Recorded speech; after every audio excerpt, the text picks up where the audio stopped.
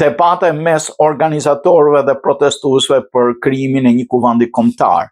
Nisma për krijimin e kuvendit kombëtar qytetar të protestës ka hyrë në një fazë debati të brendshëm mes organizatorëve dhe mbështetësve. Sipas njoftimeve publike, grupi i punës ka miratuar platformën dhe kriteret e antarësimit pas një mbledhje disa orëshe ku pretendua se vendimet u morën në konsensus. Megjithatë, komunikimet e brendshme në një grup me qindra pjesëmarrës në WhatsApp tregojnë një klim të tensionuar me pikpyetje mbi legitimitetin e strukturës nismëtare.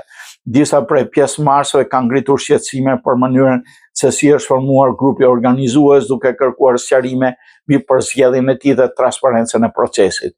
Në diskutime janë shfaqur pyetje se kush e ka zgjedhur grupin e punës, mbi çfarë kriterësh po pretendohet përfaqësimi i protestuesve.